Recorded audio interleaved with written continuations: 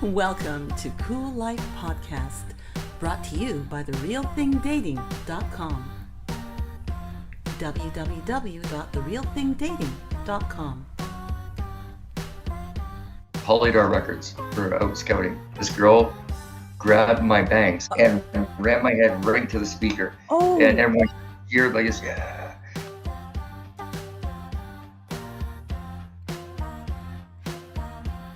When we shot the scene in Good Will Hunting, I didn't know who most of these people were at the time. I mean, they weren't stars. It was Gus Van Sant that directed it. Gus Van Sant was on the floor with Matt Damon's character. I didn't even know who Matt Damon was at that time. I'm Eva John. I'm a former candidate for local government. I was a children's television entertainer, and I love this world, and I believe we should take care of each other and have a lot of fun along the way. Welcome to CooLife. Here we go. And welcome to CooLife Podcast. I'm Eva John, and today we are joined by Leon GRAAFLAND, owner and operator of CHEESEMAKING CLASSES Toronto. Welcome, Leon. Thank you. It's good to be here. Thanks for the invitation. I'm so glad to have you join us with such an interesting business that you have, as something you offer as a hands-on experience in cheese making for people who've never experienced this before. I'm just so excited to discover more about this. As I was mentioning, it is called CHEESEMAKING Classes Toronto. We'll put up the website. Can you tell me the actual website? It is CHEESEMAKINGClassesToronto.com. That's correct. And so it works perfectly in a Google search, so that's right. why. Excellent. Well, can you tell me, how did you start as a cheesemaker? It's a COVID thing.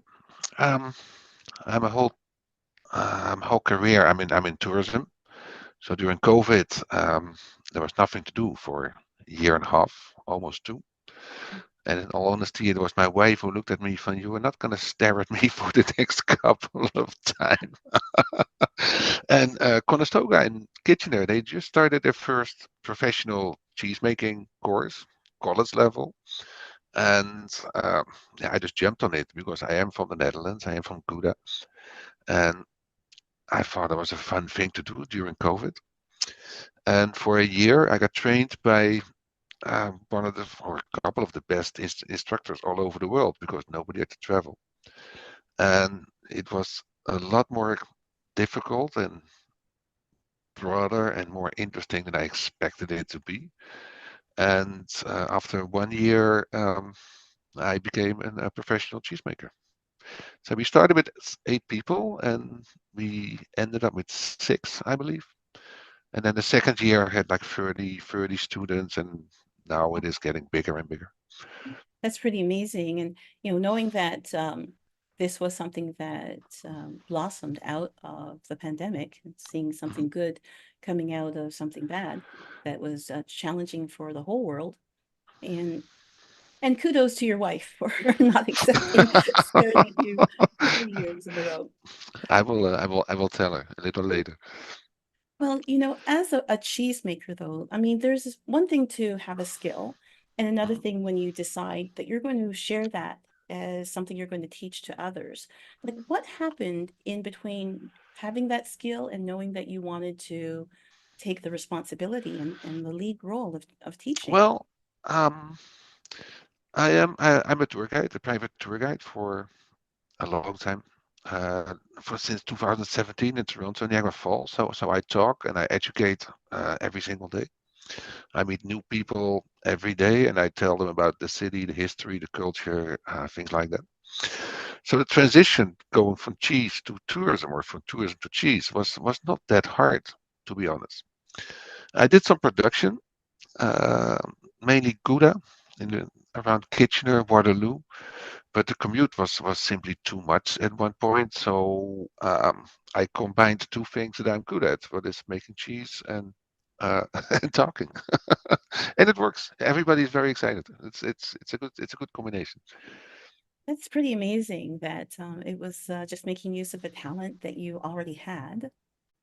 And can you tell me then, for those of us who don't understand it, what is the process that changes milk to cheese?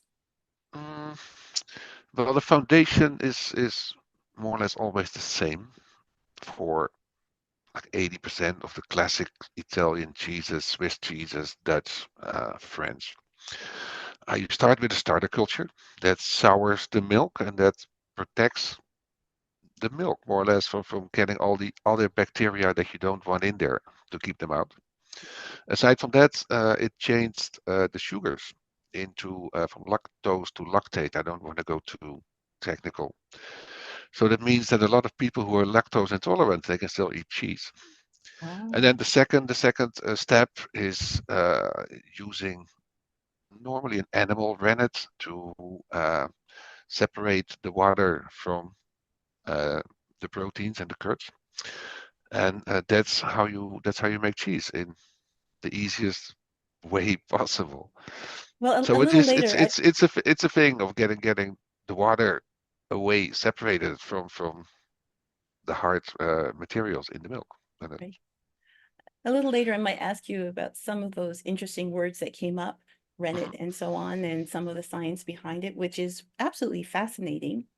Now, I know that we know we've got pasteurized milk, and then we know there's like raw milk. I know there's pasteurized cheese and raw cheese. And can you tell me what is the benefit of having a raw cheese? um, you the benefits of raw cheese. Um, Let me start to begin with. In Ontario, it is not allowed to make cheese from raw milk. Oh, You could do it in Quebec, you could do it in France, you could do it in the Netherlands and Italy, but here in Ontario, you can't do it. Um, when you make it from raw milk, if you can find raw milk, what is kind of impossible here in the province, um, the taste is better, the structure is better, the yield is better. You get more cheese from a liter of milk because it just got the whole consistency of the cheese made from raw milk is more traditional and more flavorful and more colorful, and the end product is better. That's my opinion. that's interesting. And so I have stumbled across some access to raw milk here and there, but it's not a public access. I guess if you know someone with a dairy farm who just for their own purposes at home, but I can understand because for health and safety regulations, then by province, if it's not permitted in Ontario, but it is Mhm. permitted in Quebec, I guess you just have to cross over the border into Quebec. True, true. And if you cross the border into the United States, then you can buy as much raw milk as possible. You can bring it back as long as you pay your import duties. Then there's nothing there's nothing wrong. Wow. So the law is interesting in this case. But here in Ontario, I tried it, and as far as I know, I haven't found somebody who issues raw milk other than a friend of mine who owns a farm, but I can't mention her name because she probably got arrested. Oh, no, and also it's unofficial, and that was not for public consumption, it was just if you have access to a friend's cows and Yeah, they have that's milk correct. before it's Yeah. pasteurized, so Mm, I understand that. mm. Now, of course, interesting that we can get raw milk in the United States, but the regulations with FDA in the United States is that raw cheese cannot be sold, which is There kind of is a there is a growing trend with artisan cheesemakers. They start to make milk from raw cheese, hmm, but that's really in small batches, and that is not. It kind of depends per state what the regulations are, I believe. and that's But fascinating. I know in Vermont, I did some training there. Most of the cheesemakers are making cheese from raw milk, and it makes me a little jealous, to be honest, because it's really good stuff. Well, I may try to encounter an opportunity to make a comparison and taste some raw cheese from raw Mhm. milk. Now, for now, we're going to take a little break and talk about our sponsors and supporters, and we'll be back with more cheese talk with Leon GRAAFLAND on Cool Life Podcast. Thank you. Those lonely days of lockdowns and isolation are gone for good. Go to www.therealthingdating.com. That's www.therealthingdating.com. It's time to share. Share your time, share your life, share your love. www.therealthingdating.com. Join for free. Upgrade at any time, starting at just $5.99 a month. www.therealthingdating.com. Because it's time. You're listening to the CooLife Podcast. We'll be back in 3, 2, 1.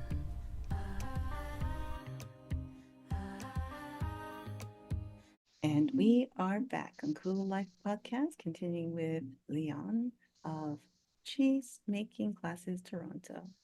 Leon, can you tell me, is there a benefit that is apparent with the aging of cheese and how much older a cheese is that you can really tell the difference?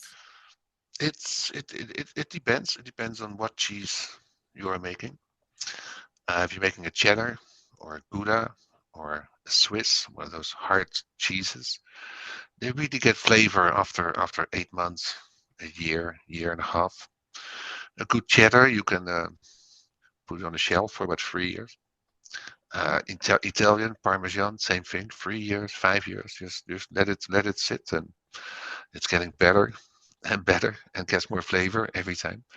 When you got young cheeses like goat cheeses or a brie or a camembert, 6 weeks, I would say tops, and then it gets over the expiry date, and it is not so good anymore. So it depends what you're doing, but especially for the British cheeses, the French cheeses, the cheddars and the Goudas and the Swiss, yeah, the longer the better, I would say.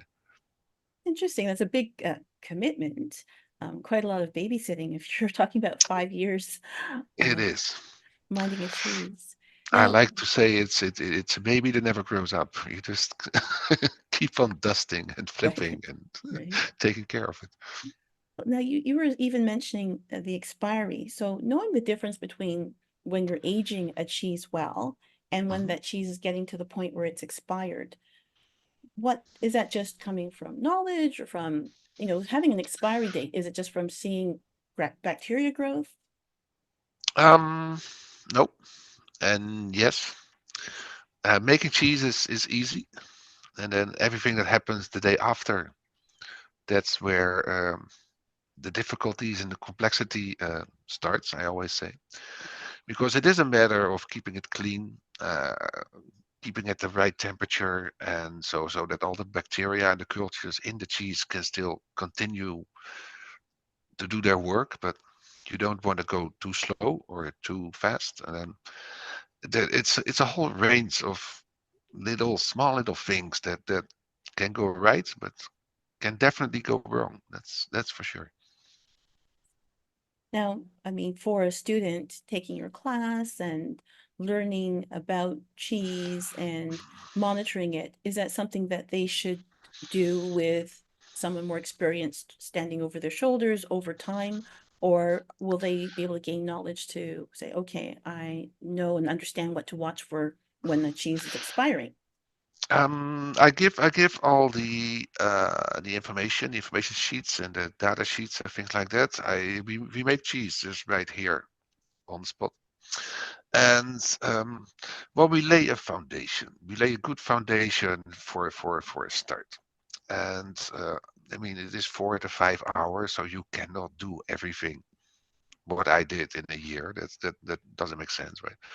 But after the workshop, everybody can just email me and call me and send me texts as much as they want to, because if they really want to do it, if they really want to become good cheesemakers or make fun cheese at home, I'm always available to give advice and tell them where they go in the right direction or what they have to adjust. That's love to do that. It's wonderful that they have your support Hmm. after they've had that initial understanding and learning of how to make cheese.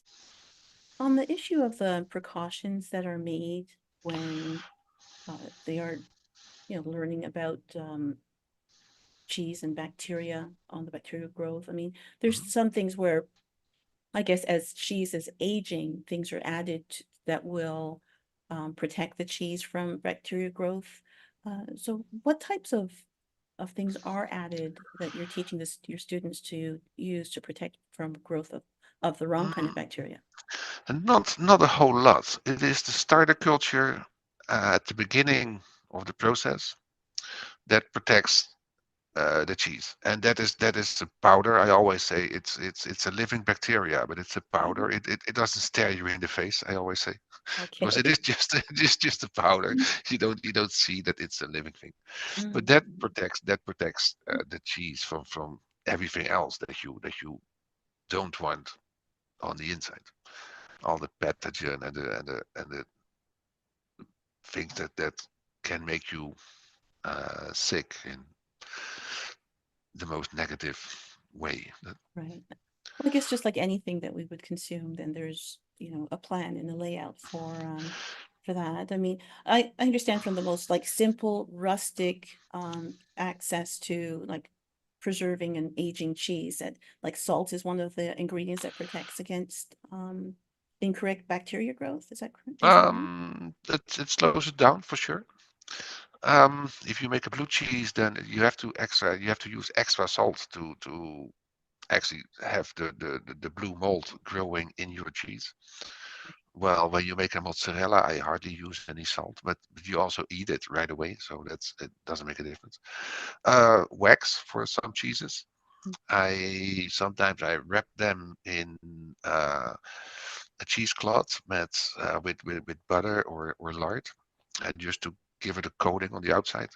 It totally depends per cheese, per region, what you're trying to do, what you're trying to achieve, and um, I always think that waxing is the easiest way. You just put a coating of a protective plastic over it, Oh, and that keeps everything outside that you don't want to go inside. right, right. Okay, so that explains. I mean, the years of seeing a nice cheese, cutting into it, seeing there's wax on it, having no idea why Mhm. that wax is there. As a person just, starting as a child, that someone presents you with cheese and there's wax on it. And so that's just part of the protection Yep, during yep, aging. that's correct. Good to know.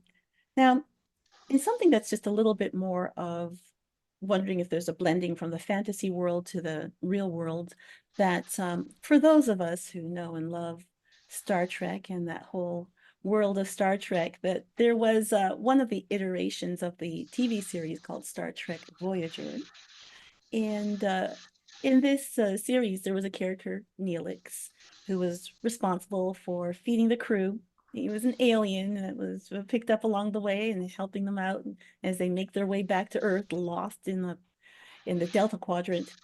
And he made cheese using, alien alien ingredients and alien Mhm. cheese. And in that storyline, the bacteria became airborne and interacted with the biosystems on the ship. Now, is it possible in the real world where cheese bacteria can be airborne and interact with our environment in a way that's noticeable? Let me start with I have to apologize here because I'm married into a Star Trek and a Star Wars family, but I've never ever seen a Star Wars or a Star Trek movie from beginning to end. Oh, oh dear. Okay, well, this um, episode is called Learning Curve. If you ever look it people, up. people, my family just wonders. They look at me and they go something, "Who are you?" And it doesn't happen. And then to go back to your question, um, I had some interesting things in my basement where I had a blue cheese laying next to, I think it was a cheddar or something else. And after a couple of weeks, the blue mold traveled on the other cheese and it suddenly became a blue cheese, totally unwanted. I wasn't looking for it, but it traveled and it did. Um, does it affect us? in the outside world, I like to say no. I actually like to turn it around. I am more concerned about bacteria and cultures from outside to travel in the cheese because that's is more damaging than the other way around. Right. So that's good to know. It's not going to do things like affect our light switches No, or, or our laptops. no. So there you go, Star Trek. Leon, are there food combinations that do not interact well with cheese or the bacteria in cheese? Mm, no, no, I don't think so. Um, the bacteria in cheese are very specific, and they are just cultured. I mean, back in the days, they were everywhere. They were in stables, they were in dairies, they were just where they made their cheese. And that's gave them their specific character and flavor. Right, Nowadays, it's all cultured. They are made in laboratories, and they are sterile and very clean to use and easy to use. And they don't affect other food other than cheese. No, no. and with that information, we're going to take a break and then we're going to talk about our sponsors and supporters once again, and then we'll be back on Cool Life Podcast. Those lonely days of lockdowns and isolation are gone for good. Go to www.therealthingdating.com. That's www.therealthingdating.com. It's time to share. Share your time, share your life, share your love. www.therealthingdating.com. Join for free. Upgrade at any time, starting at just $5.99 a month. www.therealthingdating.com. Because it's time. This is CooLife Podcast. Please remember to subscribe to CooLife on your streaming service and on YouTube as Hellenique Today. That's HELENIQUE Today. Because that helps us to bring more cool stuff to your ears. You're listening to the CooLife Podcast. We'll be right back.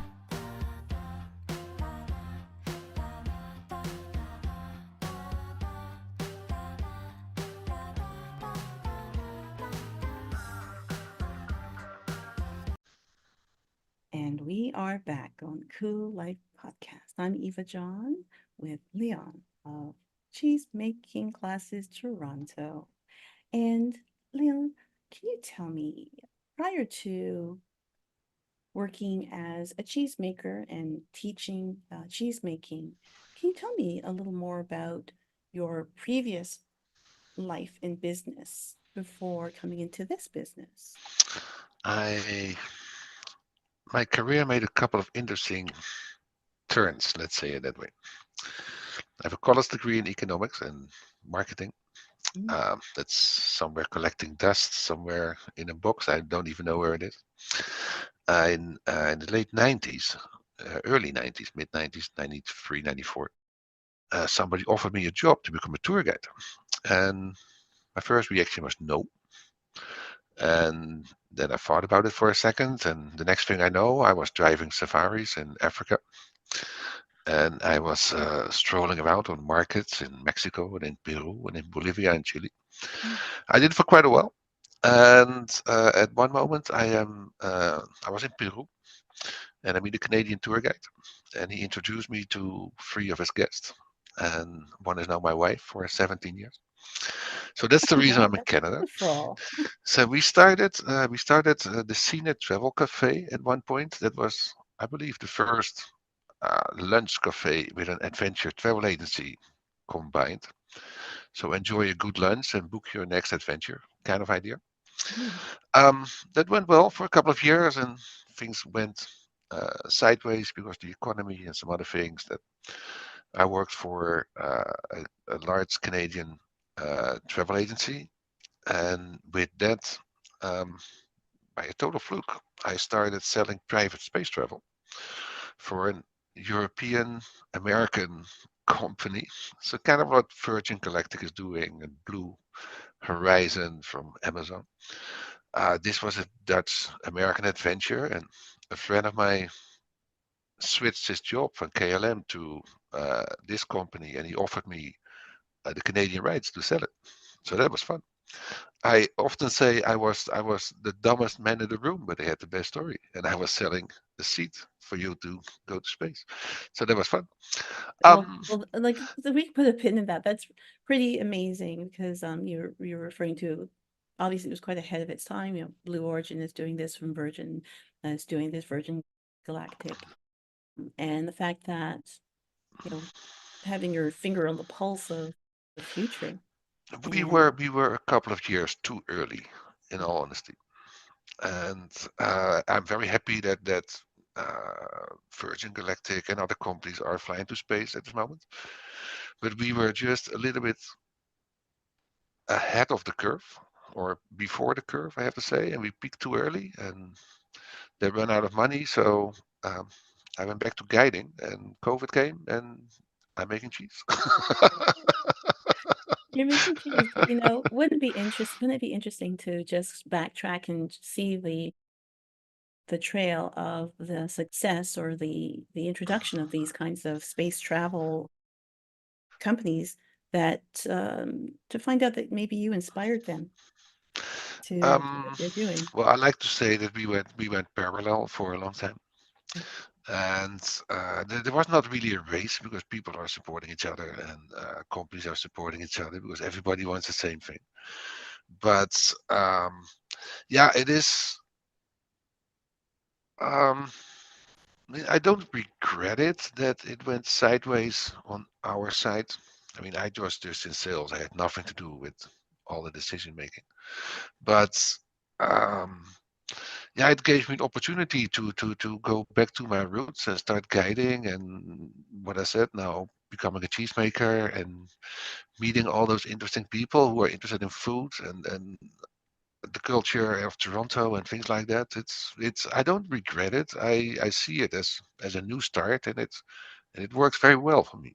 Right. Yeah. Well, it's absolutely fascinating that you come with a wealth of experience with obviously understanding people, because that's the baseline of understanding marketing That's true. is understanding people, and that you basically can apply this to various types of industry.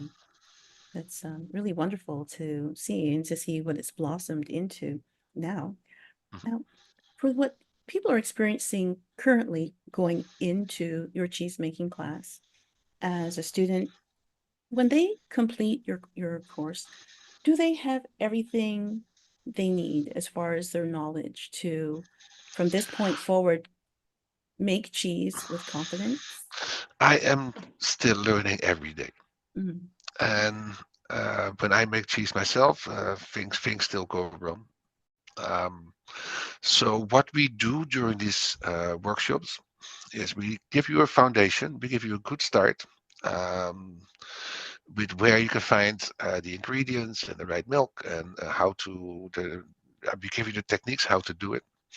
In the meantime, you more or less eat your way through the afternoon with just a spread of beautiful cheeses and Okay. good stories, and you meet nice people. And from an infotainment standpoint, it is more entertaining than it is actually a class where you take notes and do an exam in the afternoon. It is just an afternoon of fun with great food, good company, I hope, and great stories, and everybody's enjoying it. And once again, if you don't get all the things right, call me afterwards or send me a text or send me an email, and we just make it work. Now, breaking down what your class is, because you mentioned earlier it's like a 4 to 5 hour experience. Yep. Then they come in, okay, so they do get a chance to sample different types of cheeses and to have a discussion of cheeses. And can you tell me then, like the different compartments of that evening, the point at which they are hands-on, and what that is comprised of? We always make two different cheeses. One, I brought you one right here. For me? Thank A little, you. you can have it if you want to. A little Gouda, with the cultures and the rennet, the traditional way of making cheese. And this one is not ready by the end of the afternoon, but I will ripen it for you. I will press it. I will do everything that needs to be done. And then in like 3, 4 weeks, I send it to you, or you can pick it up. And Oh, it's like a little gift afterwards from this is what you did 3, 4 weeks ago. Then at the very same moment, we make you a mozzarella or burrata because that is one thing that I can do in 45 minutes and you can eat it right away. And what I always support is everybody needs to be as much hands-on as they want to be. There's cutting the curds, draining the curds, pressing and do everything that needs to be done. What I said, in the meantime, you're eating all your beautiful little artisan cheeses that I get from a specialty store here around the corner. Great stories, a lot of history, a lot of culture, a lot of explanations where different cheeses come from and why and how and things like that. And I notice all the time 4 and 5 hours it just flies, and it just depends on how much people are involved and how many questions they ask. And sometimes it's 6 hours, and sometimes well, it's never less than four. That's for sure. great.